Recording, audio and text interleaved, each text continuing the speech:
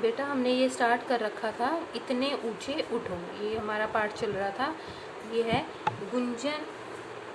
गुंजन जो आपकी पाठ्य पुस्तक है इसका फर्स्ट चैप्टर ही है। ओके, तो इसके हमने यहाँ से कर लिए थे, मौखिक और लिखित प्रश्न कर लिए थे। इसके बाद हम ये वाला करेंगे। अब यहाँ से स्टार्ट कर रहे हैं। आज से स्पष्ट कीजिए। सिंचित करो धरा समता की भाव वृष्टि से। इसका अर्थ से मतलब हमें इसका अर्थ स्पष्ट करना है। देखो इसका आंसर है, धरती पर कोई छोटे बड़े काले गोरे जाति पाति का भेद भाव ना हो, सब एक दूसरे को समान भाव से देखें। इसका आशय। नेक्स्ट है, जीर्ण शीर्ण का मोह मृत्यु का ही द्योतक है। इसका अर्थ क्या है देखें, पुराने का मोह प्रगति के मार्ग में बाधक है। अगर हम पुरानी परंपराओं से बंधे रहेंगे तो जीवन में गति नहीं आएगी, और गतिहीन जीवन मृत्यु के समान है। जीवन में गति नहीं आएगी मतलब हमारा जीवन आगे बढ़ नहीं पाएगा।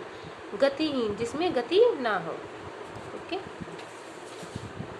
अब हम इसके आगे के ये तो बेटा हो जाएंगे। अब हम इसके आगे ये करते हैं। देखो सही विकल्प पर चिन्ह का निशान लगाना है। नूतन स्वर किसे देने की बात कही गई है? नए राग को। मैंने इनके आंसर सोल्व कर रखे हैं।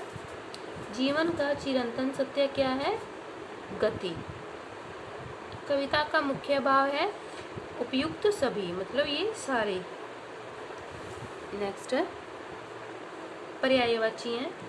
धरा का होता है धरती, आकाश, नभ, संसार, दुनिया, वायु, पवन, ठंडा, शीतल, वर्षा, वृष्टि। इसी तरह विलोम है स्वर्ग, नरक, कुरूप, स्वरूप, आकर्षण, विकर्षण, नूतन होता है नया, पुरातन होता है पुराना, जीवन, मृत्यु, समता, विषमता। समता होता है जो एक समान होते हैं, एक जैसे होते हैं। वर्तमान जो चल रहा है, अतीत जो बीत गया, मौलिक, कृत्रिम।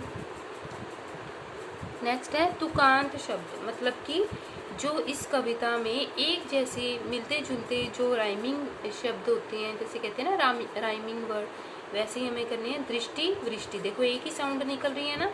सवारो, उभारो, रो रो आ रही है ना। बनाना, लाना, वेश, द्वेष, ये कविता में से ही लिए गए हैं। चिंतन, चिरंतन, तारे, हमारे, स्वर, अक्षर। देखो आगे इसी तरह ही ये है तत्सम रूप। तद्भव शब्दों के तत्सम, जो तत्सम होते हैं, जो सबसे पहले ये तत्सम शब्द ही बोले जाते थे जो संस्कृत भाषा से रिलेटेड होते हैं। देखो सूरज, सूर्य, चांद को पहले चंद्रमा भी बोला जाता है। ऊंचा मतलब उच्च, हाथ, हस्त, दुनिया, विश्व, गांव, ग्राम, मतलब गांव शब्द बाद में बना, पहले ग्राम बना था। तत्सम होते हैं जो पहले यूज होते थे, जो संस्कृत भाषा से रिलेटेड थे। उसके बाद आए थे तद्भव, उसके बाद आए थे विदेशी।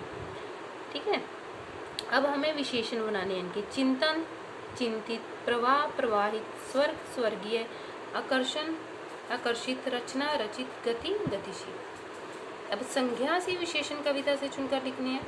अक्षर, नूतन, जग, जलता, गगन, ऊंचा, परवाह, शाश्वत, रूप, सलोना, सत्य, चिरंतन। तो ये हमारा जो चैप्टर था बेटा हमारा कंप्लीट हो गया है ये। ठीक है, अब हम इसके ये इतना ऊंचा ऊंचे उठो, ये हमारा पाठ था, ये हमारा कंप्लीट हो गया। तो एक बेटा लाइक ज़रूर करना और सब्सक्राइब भी चैनल को ज़रूर करना अगर आप नए हैं तो। Thank you.